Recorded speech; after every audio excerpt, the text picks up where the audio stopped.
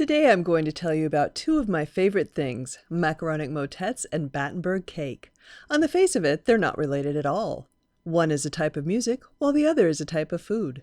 One sounds Italian but is really French, the other sounds German but is really British. Wait a minute, maybe deceptive names are the first thing they have in common. So where did Battenburg cake come from? The most popular theory is that it was created for the 1884 wedding of Prince Louis of Battenburg and Princess Victoria of Hesse, a granddaughter of Britain's Queen Victoria. There's a lot of evidence against this theory, but it leaves the puzzle of why this cake is called Battenburg if not related to the Battenburg family. British food historian Ivan Day has tracked down some early recipes for Battenburg cake from the 1890s. It also went by the name of Neapolitan roll and domino cake. As you can see from these photos, they all had the checkerboard pattern that makes this cake stand out. Some had 9 squares, and later cakes even had 25. So here's how to make a Battenburg cake. You start with a cake batter that will naturally end up yellow due to the eggs and butter. After mixing the batter, you divide it into 2 bowls. You can either color the second bowl pink with food coloring, or you can do what I do and color it with raspberry syrup. I add lemon extract to the first bowl, which will remain yellow. Bake the cakes and let them cool. Then you cut them into equal rectangular slices. Once they're cool, you make a glaze by simmering apricot jam with lemon juice and water, then straining any fruit bits out. This is your glue. You stack the cake rectangles into an alternating pattern and glue them together with the glaze. For the final touch, you roll almond paste into a rectangle. Brush the almond paste with the apricot glaze, then lay the cake upside down on top of it. Press the almond paste smoothly around the cake. Turn the cake over so that the seam is on the bottom, and decorate the top by indenting the almond paste with your fingertips. Here's what you get when you slice into the cake. It looked a little bland on the outside, but it's very exciting on the inside. It has a complex taste because it blends together the flavors of lemon, raspberry, apricot, and almond. You don't really taste them separately. It just tastes like Battenburg cake, and it's so good. I never see this cake anywhere in Michigan, so we always have to make it ourselves. I was thrilled to find it at a Scottish festival in Georgia one year, slices piled high at the Daughters of the British Empire bake sale table. So how is a piece of cake like a piece of music? Let's turn now to Macaronic Motets. Macaronic always sounded to me like macaroni, although someone recently pointed out that it also sounds like macaron. What macaronic actually means in this context is bilingual, not in the sense of knowing 2 languages, but rather speaking 2 languages at the same time. Here's a little history of these macaronic motets. A motet is a form of polyphonic song that began around 1220 in Paris. Yes, the first part of the 13th century, 800 years ago. Polyphonic means independent musical voices. For most of their history, motets were sacred.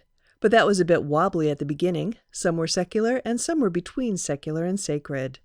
The macaronic motets were in between. They have 3 separate voices. The bottom voice, called the tenor, sings several notes, but only a few syllables of text. The middle voice sings a religious text in Latin, and the top voice sings a non-religious text in French. 3 voices, 2 different languages. There are actually very few macaronic motets that survive, and you can find them in just 4 main manuscript sources. My favorite source is the Montpellier manuscript, which is held at the Inter-University Library in Montpellier, France, thus its name. It's made up of 400 pages of 750-year-old parchment bound together. The manuscript sections were created at different times. The 11 macaronic motets were probably copied in Paris around 1270 from sources dating to the first half of the 13th century. As you can see, this is a highly embellished manuscript created with a lot of care. You're looking at the first 2 pages of the first macaronic motet, which I'll use as an example. Here's how you compose a macaronic motet. You start with a small piece of Gregorian chant with a text that's relevant to the point you want to make. In this case, the text is about rejoicing. You lift the music out of the chant and write it down in a repeating rhythmic pattern called a rhythmic mode. This becomes the tenor at the bottom of this photo. Then you write a poem in Latin to the Virgin Mary and set it to music with a range about a fourth higher than the tenor. Each syllable can have its own musical note, but the ones you want to emphasize can have a few more notes. You want to have as many pure intervals as possible between this voice and the tenor, perfect fourths, perfect fifths, and octaves. Finally, you write your top voice, a French love poem about seeing a beautiful woman in April. Sadly, she's not available. It's Marion waiting for Robin.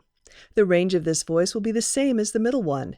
There are more and faster musical notes for more words in the top voice. The notes create as many perfect intervals as possible with the other two voices. And now your motet is done. It most likely would be sung with one male voice per part. With each voice singing a different text in a different language so close together in pitch, it's impossible to understand the voices separately. Instead, the listener would hear it as a complex yet satisfying musical piece, rejoicing in love both earthly and divine. So here's how I see the parts of Macaronic motets as analogous to Battenburg cake. The middle and top lines start with roughly the same available musical notes, like a cake batter. They're separated out into two distinct melodies, like batter separated into bowls. One melody gets the Latin text, like lemon flavor. The other gets the French text, like raspberry syrup.